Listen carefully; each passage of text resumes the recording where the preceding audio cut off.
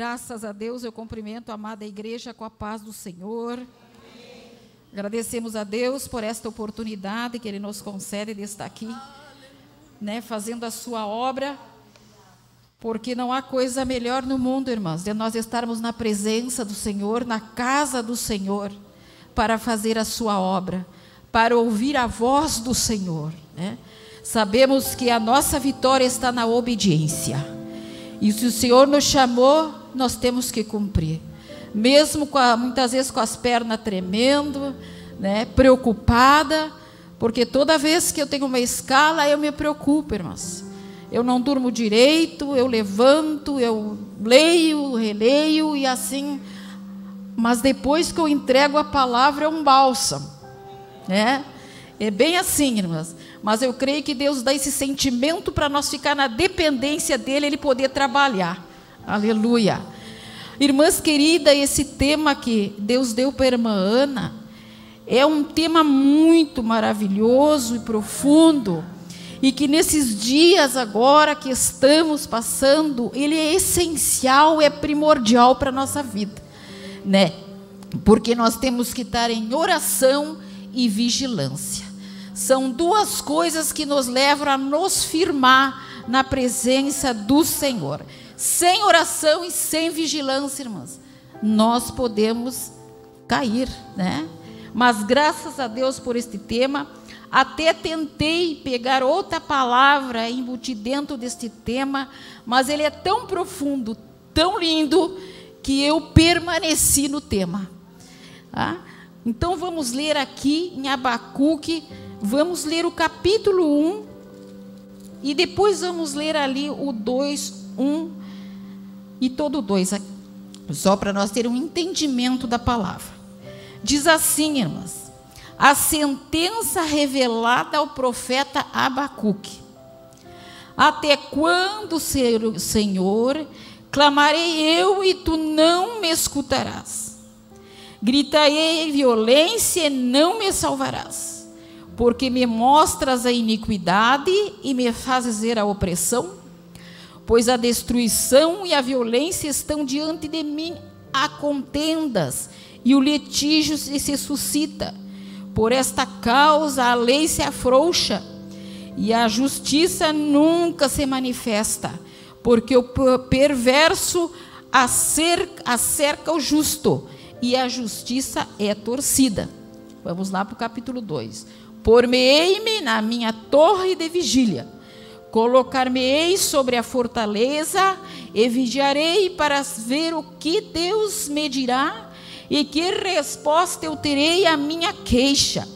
O Senhor me respondeu e me disse: escreve a visão, grava-a sobre tábuas, para que possa ler até quem passe correndo, porque a visão ainda está para se cumprir-se no tempo determinado, mas se apressa para o fim e não falhará. Se tardar, espera-o, porque certamente virá e não tardará. Eis o soberbo, sua alma não é reta nele, mas o justo viverá pela fé. Assim como o vinho é enganoso, tampouco permanece o arrogante, cuja ganância a boca escancara como um sepulcro, e é como a morte, que não se farta. Ele se ajunta para si as nações e congrega todos os povos. A igreja pode se assentar. Graças a Deus, glorificado seja Deus por esta palavra maravilhosa. Uma palavra profunda que nós vemos aqui do Antigo Testamento, este pequeno profeta, né, dos profetas menores, falando, e aqui diz que ele foi chamado, ele foi levantado por Deus para profetizar.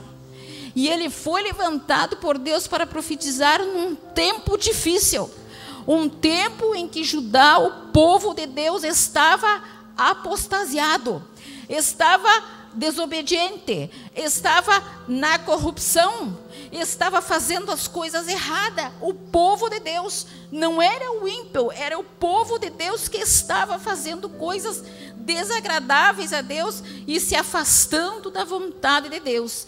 E este profeta neste período difícil, foi levantado para profetizar, para ajudar o povo, irmãs.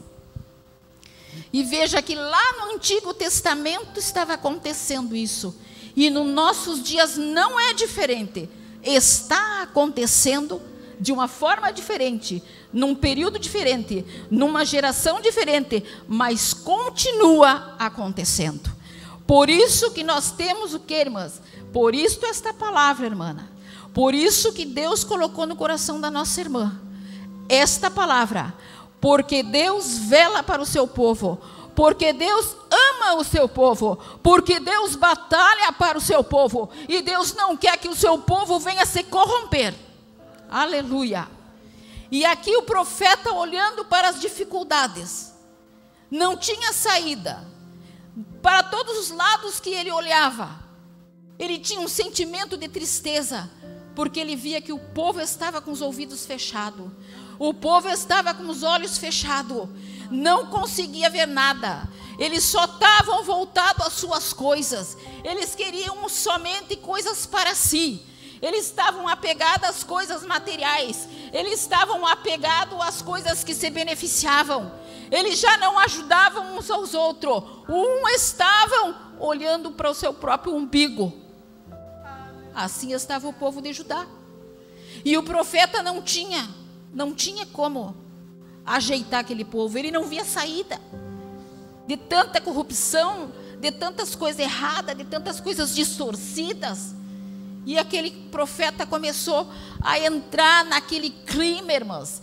E começou a entrar naquele clima e não via o que fazer, não via saída. E aquele profeta começou até mesmo vacilar a sua fé. Porque ele começou a olhar as coisas erradas. E começou a questionar Deus. Até quando, Deus, este povo vai permanecer desse jeito? Até quando este povo vai entender que Tu é Deus? Até quando esse povo tem que entender que nós temos que ter dependência, tem que ter dependência Tua? Não é a força dele, não é o que eles querem, não é o que eles planejam. É o Senhor. É o Senhor que tem que estar na frente, é o Senhor que tem que estar no controle, é o Senhor que tem que estar na direção. E o profeta ali amargamente vai se aprofundando naquele conflito, naquela aflição, naquele desespero. E indaga, pergunta, até quando, Senhor, isso? Até quando, Senhor, aquilo? Achando até mesmo que o poder de Deus já não se manifestava no meio do povo. Pensando que toda aquela tribulação ia prevalecer. Ele perdeu a esperança. Porque nós sabemos, irmãs, que Deus vê todas as coisas. Posso eu enganar o homem? Posso eu mentir? Mas Deus está sabendo que eu estou enganando. Deus está sabendo que eu estou mentindo. Deus está sabendo que eu estou fazendo coisa errada.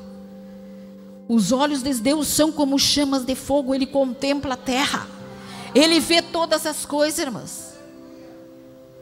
E aquele profeta estava sem saída. E questionava a Deus. Até mesmo ele estava em dúvida do poder de Deus, da soberania de Deus. Será que Deus não poderia arrumar todas as coisas? Mas claro que sim. Mas ele se envolveu naquele conflito.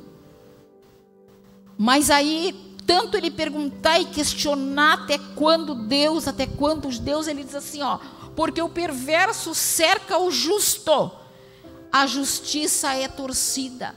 Porque no meio daquele povo, daquela corrupção tremenda, existia ainda os remanescentes naquele meio. Existia ainda os fiéis, irmãs, que não se corrompiam, que não entravam no oba-oba nem na onda. Existia. E a preocupação do profeta era pelos remanescentes, os fiéis de Deus, que estavam no meio ali, que continuavam clamando, que continuavam confiando em Deus, que continuavam as suas esperanças em Deus, que não estavam olhando para as coisas do mundo. Eles queriam era Deus na vida deles. Então o profeta questiona a Deus: até quando o injusto vai prevalecer sobre o justo? Me diga, Senhor. Será que é certo isso? O Senhor não faz nada? O Senhor não está vendo nada? Porque provavelmente os justos só estavam sofrendo no meio daquele povo. Porque eles tinham que enxergar tudo, as coisas erradas. Conviviam ali, naquele meio da corrupção. E eles não tinham força, eles não podiam fazer nada. Né? Mas, irmãs, o Senhor responde ao profeta. E fala sobre a Babilônia. Ele, aqui, continuando, no versículo 5, ele diz assim, aqui ele começa a mostrar, pois eles suscitam os caldeus, nação amarga e impetuosa que marcham pela largura da terra. Ele está falando sobre a Babilônia, para apoderar-se das moradas, que não são suas. E aí ele dá várias características ruins da Babilônia, da perversidade da Babilônia. E é esse povo que Deus ia usar para fazer a correção sobre o povo de Deus, Judá.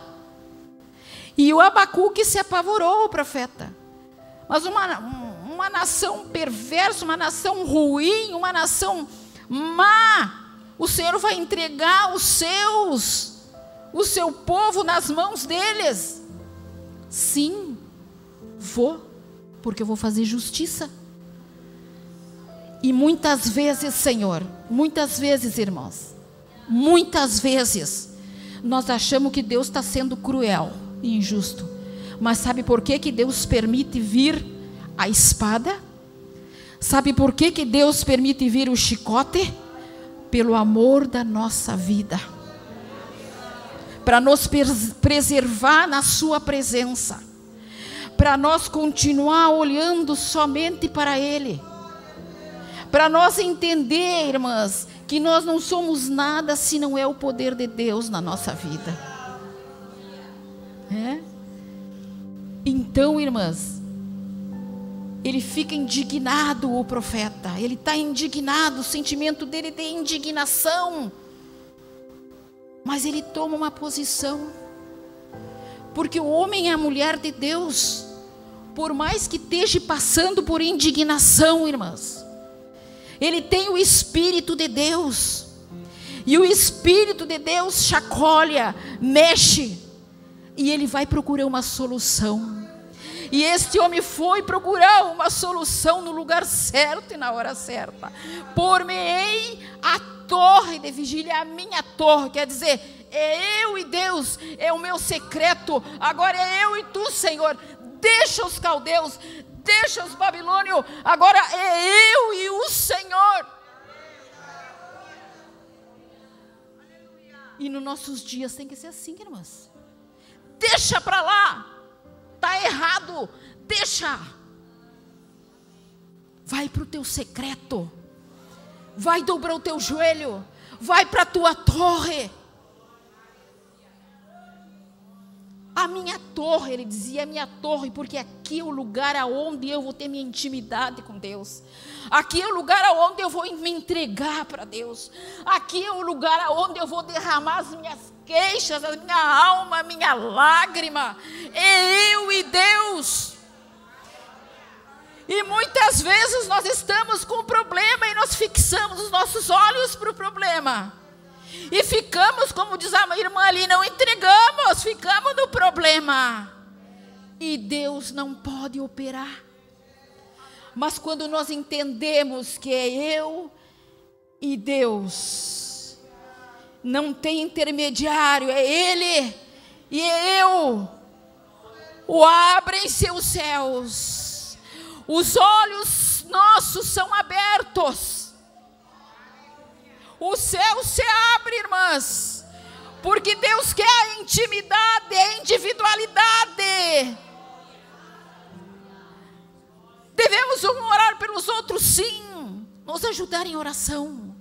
Mas nós temos que ter o nosso momento, a nossa individualidade com o Senhor. Tem coisas que eu tenho que falar com Deus, não é com a irmã, não é com o vizinho, não é com a família, é com Deus, diretamente com Deus. Porque talvez muitos não vão entender. E isso atrapalha a operação de Deus. E naquele momento ele se coloca ali, na presença do Senhor, e larga suas queixas, se derrama, mostra tudo para o Senhor, o que ele estava sentindo. Agora ele não estava mostrando para o Senhor, nem indagando para o Senhor, nem cobrando nada para o Senhor, nem determinando o que Deus tinha que fazer. Agora eu e tu, seja a tua vontade, Jesus. E um coração quebrantado, aleluia, na presença do Senhor. O Senhor não aguenta, o Senhor age, o Senhor ouve. Um coração que está quebrantado, um coração sincero, irmãs. Aqui ele não estava, não botou ele foi transparente na presença do Senhor. Ele mostrou o que ele estava sentindo, o que ele queria, por que todas aquelas indagações, por amor ao povo de Deus, seus irmãos. E ali estava o profeta na torre de vigia. E todos nós temos que ter uma torre. A Bíblia nos mostra os personagens que têm a sua torre, né? Olhamos lá para Daniel. Qual era a torre de Daniel, irmão? O seu quartinho, orava 3 vezes por dia. O apóstolo Paulo, sabe qual era a torre do apóstolo Paulo? As prisões. Eis que me põe do joelho aqui, ó, encarcerado, se ajoelhava e orava pelos filipenses. Era o lugarzinho, a torre dele. E o próprio Jesus diz assim, ó, sabe qual é a tua torre? Entra para o teu quarto, fecha a tua porta e em secreta ora ao teu Deus e Ele te responderá em secreto. Aleluia! Temos que ter uma torre na nossa vida, irmãs. A nossa intimidade com o Senhor. O Senhor se agrada da nossa intimidade. E aí, só isso? Mas a oração tem uma sequência, é uma continuidade. Depois de orar, depois de eu chorar, depois de eu clamar, depois de eu falar tudo com o Senhor, o que eu tenho que fazer? Eu tenho que aguardar. Olha o que o profeta fez aqui, ó. Colocar-me-ei sobre a fortaleza e viajarei para ver o que Deus me dirá. Então ele vai o quê? Aguardar. Ele vai esperar para ver o que Deus vai falar. Olha a convicção que ele estava, né? Anteriormente, quando nós vimos lá, ele estava tão indignado, a fé dele já estava. Agora não, agora ele vai esperar a resposta de Deus. A convicção que Deus ouviu as queixas dele. E ele vai esperar, irmãs. Esperar o que Deus vai falar com ele. E muitas vezes, irmãs, nós saímos de uma oração, obrigado Jesus, obrigado por isso, Senhor, muito obrigado pela salvação da minha alma, obrigado pelos meus filhos, tá, peço isso, amém, pá.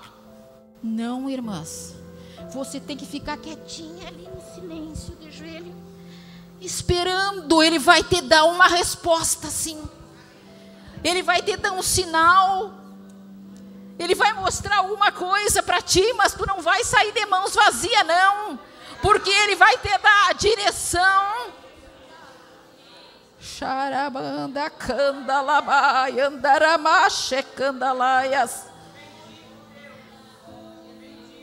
O Senhor quer te entregar algo.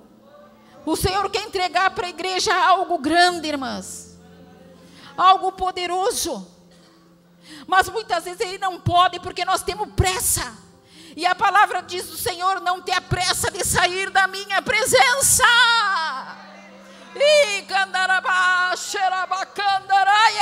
A presença do Senhor é maravilhosa. Nós não podemos se apressar de sair da sua presença. Eu me lembro dos Salmos 77 ou 73, agora não me lembro bem, sobre o Asaf. Viu? Asaf, ele ficou tão indignado, irmãs, quase a mesma situação, de ver a prosperidade dos ímpios. Muitos ali que estavam corrompidos, eram ímpios, e prosperando. E Asaf, eu sou um cantor, eu sou um instrumentista, eu faço a obra de Deus, e cadê minha prosperidade, Senhor? E ali ficou, e quase que ele resvalou a sua fé. Mas ele não, sabe o que ele fez? Ele não ficou ali lamentando, mesmo dolorido.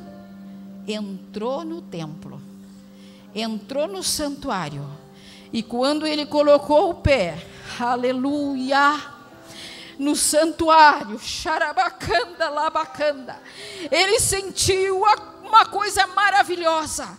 Ele sentiu a presença do Senhor, que ele viu que valia muito mais daquilo que ele estava olhando, que os ímpios tinham. A presença de Deus é muito maior, irmãs, do que as coisas desta terra. É a presença do Senhor na nossa vida. E eu vou ter que apressar, meu Deus. E depois ele foi respondido. Ele esperou e recebeu a resposta. E aí se manifestou o Senhor e diz: escreve a visão.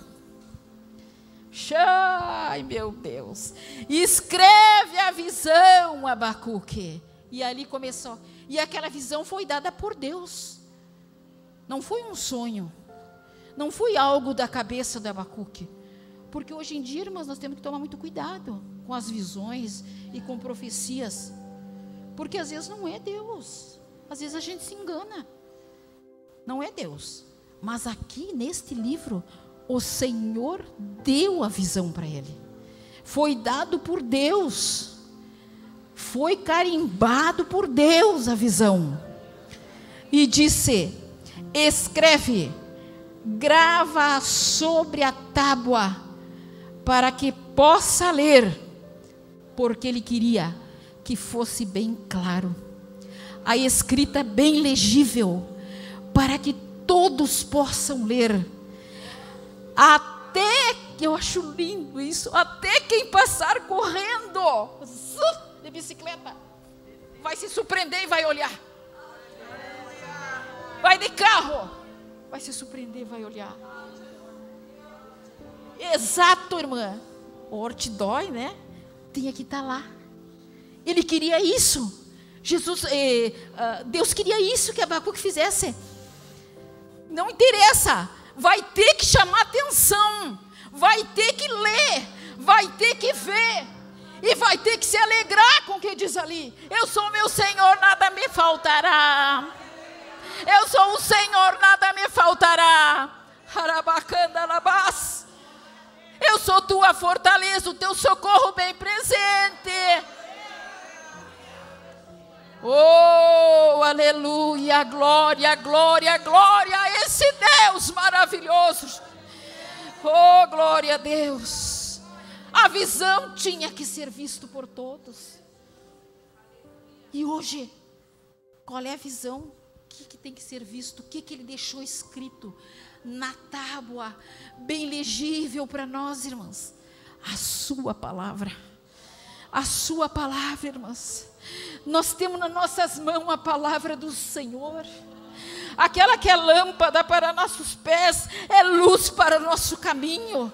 Aquela que nos ajuda, que nos dirige, que nos mostra: olha, vai para a direita, vai para a esquerda, não vai por aqui. Temos que estar na torre de vigia, irmãs. Porque hoje, com a tecnologia que nós estamos perdendo essa essência, irmã Fátima Genete. Celularzinho. Ó, vamos lá para a palavra, pega o celularzinho. Ou bota aquela coisinha quadrada, como é que é? O tablet. Muito bonitinho. Não. Tem que ver. Legível. O crente com a Bíblia na mão. O crente pregando com o livro da lei. Xarabacandaraia. Eu sinto a autoridade de Deus nesta tarde, neste lugar, irmãs. Oh, glória. Tem que ver. Porque com o celularzinho tu usa dentro da igreja. Guarda. Ninguém vê. O ímpio tem que ver. Você sair com a sua Bíblia na mão. O ímpio tem que ver que você não é qualquer um, que você tem a lei de Deus na sua vida. Tu tem que dar testemunho, irmãs. Mas hoje não querem mais. Muitos pegam os livrinhos pequenininhos, aquelas bibliazinhas minúsculas, e guardam. E tu passa e ninguém vê.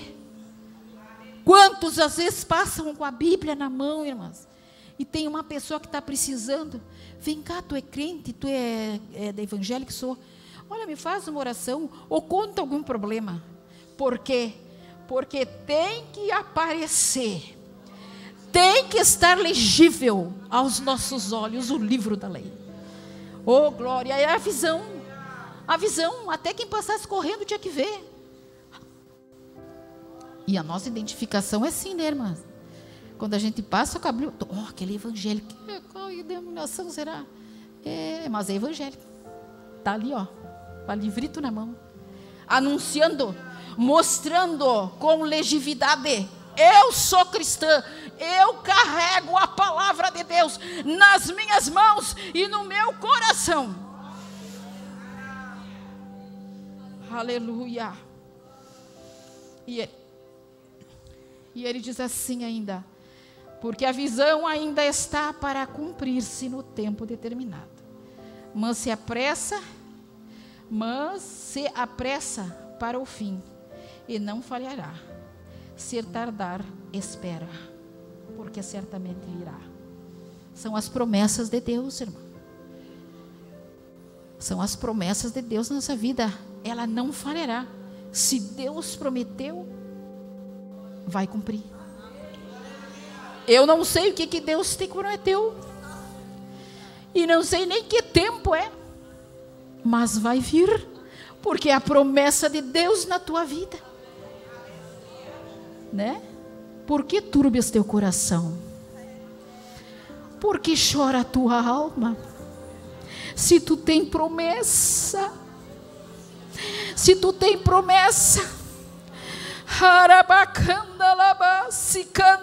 irmã Inês, mas parece tão distante. Ele diz: espera, mas espera na torre, espera na torre, espera na torre. Aleluia, glória a Deus, aleluia. Vigiando. O atalaia, ele tem que vigiar, ele tem que observar. E é de tanta responsabilidade a função do atalaia, que parece que no livro de Ezequiel fala, né? Que o atalaia que estiver na torre, se alguma coisa acontecer, é cobrado o sangue dele. Olha a responsabilidade que nós temos de ser atalaia de Deus, irmãs. Não é brincadeira, não. Aleluia. Espera, porque certamente virá e não tardará a tua promessa. E a quarta diz assim: aqui ele pega pesado, o Deus diz: eis o soberbo. Olha aí o soberbo, Babilônia. Olha a Babilônia, soberba, né? Sua alma não é reta nele, em Deus, mas esta palavra é o central deste livro. E praticamente dos 66 livros, o justo viverá pela fé. Oh, glória a Deus, o justo viverá pela fé.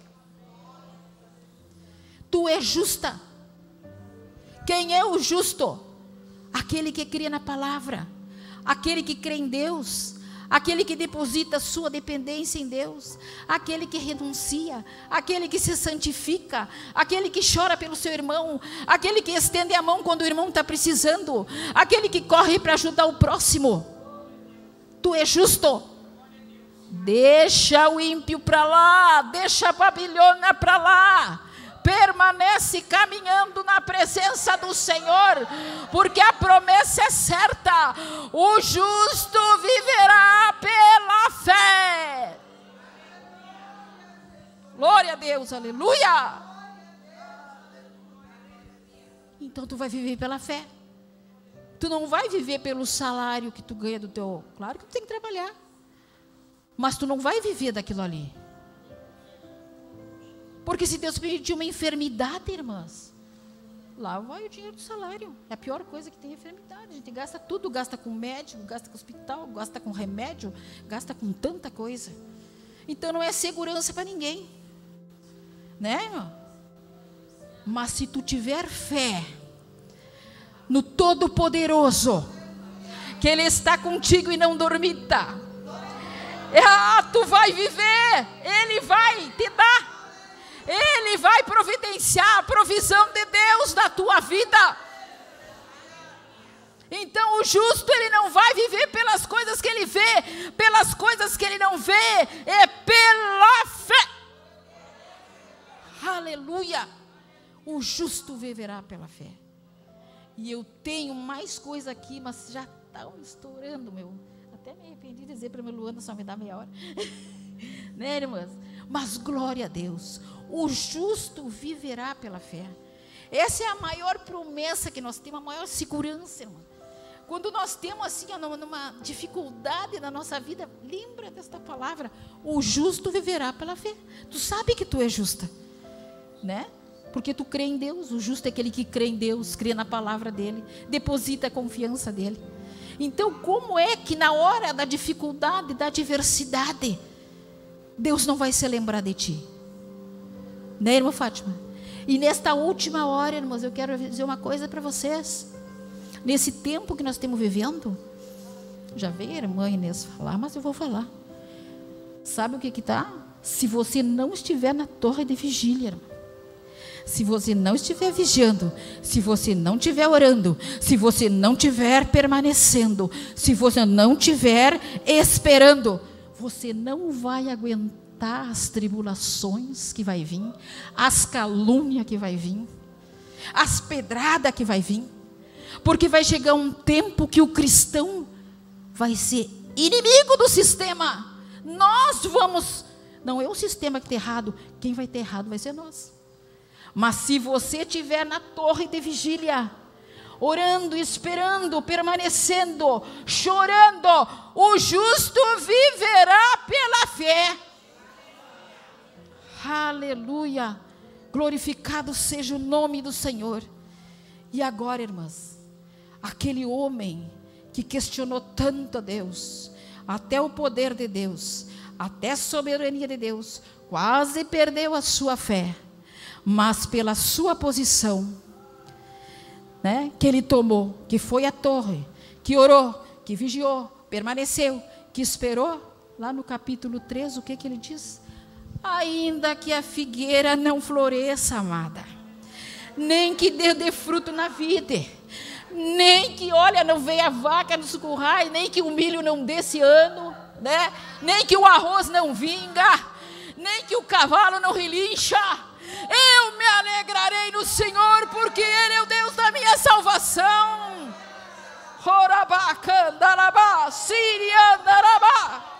Ele é o Deus, a nossa maior promessa é a salvação da nossa alma.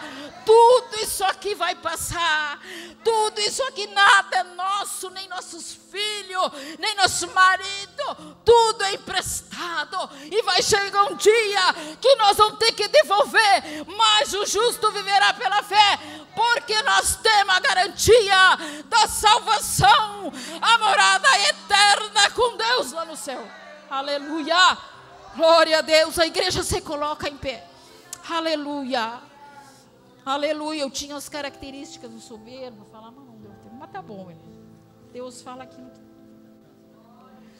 o grupo vai estar louvando ao Senhor. Enquanto o grupo louvar o Senhor, eu te convido a te aproximar aqui, irmãs. E nós vamos fazer uma grande oração.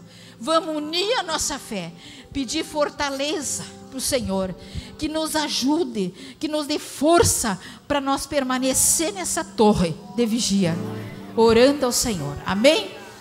Você vai se aproximando.